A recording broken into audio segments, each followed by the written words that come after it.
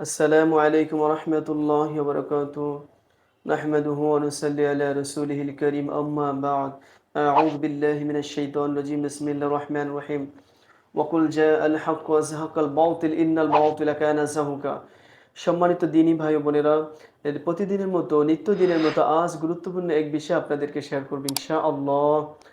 তো সম্মানিত ভাই, কিভাবে আমরা মৃগী রোগের চিকিৎসা দেব? এটা এমন একটি রোগ, এই রোগ যার হয়েছে সে শুধু বুঝতে পারে যে এটা কতটা তার জন্য বিপজ্জনক একটি রোগ, এবং এই রোগের চিকিৎসা ডাক্তাররা পরিপূর্ণভাবে সমাধান দিতে পারেন না। তো এই রোগের জন্য অবশ্যই এর চিকিৎসাও আছে। আর আল্লাহ কোরআন বলেছে, ওয়ানুনাজ্জিলু মিনাল কুরআনি মা হুয়া শিফাউন ওয়া রাহমাতুল লিল মুমিনিন ওয়া লা ইয়াজিদু যালিমিনা ইল্লা খাসারা। এই পবিত্র কোরআন মুমিনের জন্য শিফা। আল্লাহ তাআলা কোরআনকে শিফা বলছেন। তো আমরা কোরআন থেকে এর আমল, হাদিস থেকে এর চিকিৎসা আমরা নিব ইনশাআল্লাহ। তো ভিডিওটা প্রথম থেকে শেষ পর্যন্ত দেখার চেষ্টা করবেন যাতে আপনার কোনো জিনিস ছুটে না যায়। এবং আপনি যদি আমার চ্যানেলে নতুন হয়ে থাকেন অবশ্যই সাবস্ক্রাইব করে রাখবেন যাতে নতুন করে ভিডিও ছাড়লে আপনি আগে আগে ভিডিওটা পেয়ে যান।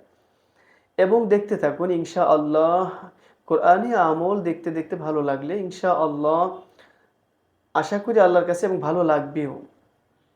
তো সম্মানিত ভাই, রমজান মাসে রোজা রেখে ভিডিও বানাটা তো একটু টাফ ব্যাপার, এটা তো আপনারা ভালো করেই জানেন। তো এরপরও আপনাদের কল্যাণ হোক, আপনাদের উপকার হোক, এতটুকু এটা আমি চাই। আর আল্লাহ তাআলা আমাদেরকে বাইর করছেন অপরের কল্যাণের জন্য। আমরা যে যত কল্যাণ চাইতে পারি সে তত বেশি আল্লাহর কাছে প্রিয় হব। তো সম্মানিত ভাই, যে মুসা আলাইহিস সালামের জামানায় এক ব্যক্তি অনেক আমল করতেন। তো মুসা আলাইহিস সালামকে ওই ব্যক্তি বললেন যে, হে আল্লাহর নবী, আপনি তো আল্লাহর সাথে কথা বলেন, আমি জান্নাতি না জাহান্নামী একটু জিজ্ঞেস করবেন। তো মুসা আলাইহিস সালাম জিজ্ঞেস করছেন, আল্লাহ আপনার এক বান্দা বলতেছেন সে জান্নাতি না জাহান্নামী? তো সে জানতে চেয়েছে। তো আল্লাহ তাআলা বলতেছেন হুয়া জাহান্নামী, সে জাহান্নামী। তো এই কথা মুসা আলাইহিস সালাম তাকে বলার পরে সে আসমান জমিন ভারী করে ফেলছে কেঁদে। কারণ আল্লাহ যাকে জাহান্নামে দিবেন তাকে কেউ জান্নাত দিতে পারবেন না। এইজন্য সম্মানিত ভাই, সে বলতেছেন যে আমার তো জাহান্নামে থেকে কেউ বাঁচাতে পারবে না। আল্লাহ যেহেতু আমাকে জাহান্নামে দিবেন, হে নবী আল্লাহকে এটা বলবেন, আল্লাহ যেদিন আমাকে জাহান্নামে দিবেন, আল্লাহ যেন জাহান্নামে আমার শরীরটাকে এত বড় বানায় যে এই শরীরে পুরা জাহান্নামটা যাতে ভরে যায়। ওই জাহান্নামে অন্য কোনো একটা লোক ভিতরে ঢুকতে প্রবেশ করতে না পারে, এই জায়গা যাতে না থাকে। এজন্য আমার শরীরটাকে এত বড় যিনি আল্লাহ বানায় দেয়।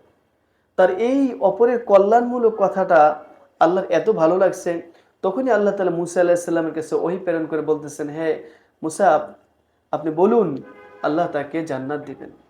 সে জান্নাতি। তো সম্মানিত ভাই, এইজন্য অপরের কল্যাণের জন্য যে কেউ যদি এই ভিডিওটা দেখে আমল করে অবশ্যই আশা করি সে যদি উপকৃত হয় এতে আমারও ফায়দা হবে। এজন্য যারা এই ভিডিও দেখে আমল করবেন তাদের জন্য আমার এজাজত হচ্ছে, যারা ভিডিওটাকে শেয়ার করবেন এবং লাইক দিবেন অবশ্যই তাদের জন্য আমার এই ভিডিওর অনুমতি দেওয়া হয়ে গেল। আপনারা আমল করবেন এবং কেউ মুদাব্বির যদি এখান থেকে নিয়ে থাকেন নিতে পারবেন। আপনাদের একটাই, আপনারা শেয়ার করে দিবেন। যে শেয়ার করবে তার জন্য অনুমতি আছে ইনশাআল্লাহ, সে এখান থেকে ফায়দা নিতে পারবে। তো সম্মানিত, মৃগী রোগীর জন্য একটা দোয়া আছে। এই দোয়াটাকে সকাল বিকাল তার ২ কানের ভিতরে পরে ফু দিতে হবে। সকাল বিকাল ২ কানে, হ্যাঁ ২ বার প্রতি এই দোয়াটাকে ৭ বার করে পড়তে হবে। তো ৭ বার পরে ৭ টা ফু, একবার পরে ১ টা ফু, ৭ বার পরে ৭ টা ফু। ডান কানে ৭ বার, বাম কানে ৭ বার। নিয়মিত করতে থাকবেন একটানা ২ মাস। ঠিক আছে ইনশাআল্লাহ। দোয়াটা হচ্ছে একটু লিখে রাখুন। প্রথম বিসমিল্লাহ বলবেন। বিসমিল্লাহির রহমানির রহিম বলার পরে আলিফ লাম মিম صاد طا سين ميم كاف ها يا عين صاد ها ميم ياسين والقرآن الحكيم عين سين قاف نون والقلم وما يسطرون إياك نعبد وإياك نستعين। শুধু এতটুকুই বলবেন সম্মানিত ভাই। আরেকবার বলতে হবে? আবার বলি, বিসমিল্লাহ বলবেন প্রথমে, তারপরে বলবেন কি আলিফ লাম মিম সদ, তারপরে ত সিন মিম, তারপরে কাফ হা ইয়া আইন সদ, তারপর ইয়াসিন ওয়াল কুরআনিল হাকিম, হামিম আইন সিন কফ, তারপরে নুন ওয়াল কলামি ওয়া মা ইয়াসতুরুন, ইয়াকা না'বুদু ওয়া ইয়াকা নাস্তাঈন। এটা কি সকালে ৭ বার পরে ডান কানে ৭টা ফু, বাম কানে ৭ বার পরে ৭টা ফু। এভাবে একটানা ২ মাস সকাল বিকাল ২ বেলা ইনশাআল্লাহ করার চেষ্টা করব।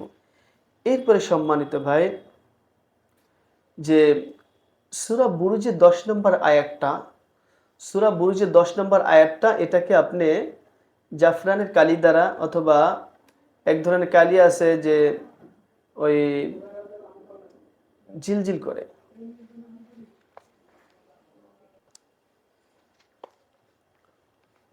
তো সম্মানিত ভাই, জাফরানের কালি দ্বারা সূরা বুরুজের ১০ নম্বর আয়াতটা লিখে তার কোমরে ব্যবহার করবেন। তবে তাবিজ দেওয়া লাগবে না, আমি তাবিজ পছন্দ করি না। এটাকে আপনার কাগজের ভিতরে একটা সুতা দিয়ে বেঁধে কোমরে বেঁধে রাখতে বলবেন, হ্যাঁ? একটানা ২ মাস। গোসলের সময় খুলে রাখবে, আবার গোসল করার পরে ওইটা ব্যবহার করবে। ঠিক আছে ইনশাআল্লাহ? তো সম্মানিত ভাই, এর সাথে আপনি আরেকটা কাজ করবেন সর্বশেষ, যে এই মৃগী রোগীর আ কানের ভিতরে বিশেষ করে আপনার সূরা ফাতিহা, আয়াতুল কুরসি, সূরা জিনের ১ থেকে ৫ আয়াত, এগুলি পড়ে, পড়ে ফু দিবেন ইনশাআল্লাহ। ঠিক আছে? এগুলো পড়ে ফু দিবেন ঠিক দুপুরবেলা। আর বাকি যে দোয়াটা দিছি ২ বেলা, আর এটা দুপুরবেলা। এইভাবে মৃগী রোগীর সর্বোচ্চ ৪১ দিন চিকিৎসা করবেন। আর আগে যে ২ মাস চলবে শুধুমাত্র ১ম যে দোয়াটা দিছি ওটা একটানা ২ মাস চলবে। সকাল বিকাল ২ কানে। আর দুপুরবেলা যে সূরা ফাতিহা, আয়াতুল কুরসি, সূরা জিনের ১ থেকে ৫ আয়াত, প্রত্যেকটা একবার করে ফু দিলেও হবে। তো এটা চলবে হচ্ছে সর্বোচ্চ ৪০ থেকে ৪১ দিন। ইনশাআল্লাহ আমি আল্লাহর কাছে আশাবাদী মৃগী রোগী সুস্থ হয়ে যাবে। সম্মানিত ভাই, আমার জন্য দোয়া করবেন। এরপরে কি ভিডিও চান অবশ্যই আমাকে কমেন্টে জানাবেন। আমি আপনাদের জন্য অবশ্যই সুন্দর, সুন্দর ভিডিও, এমনকি যা পরীক্ষিত সে আমলগুলা পেশ করার চেষ্টা করব। আল্লাহ যদি আমাকে সহযোগিতা করে। সবাইকে ভালো থাকবেন। সবাই রোজা রাখার চেষ্টা করুন এবং রোজার ফাজাইল থেকে বঞ্চিত হয়েন না। আসসালামু আলাইকুম ওয়া রাহমাতুল্লাহি ওয়া বারাকাতুহু।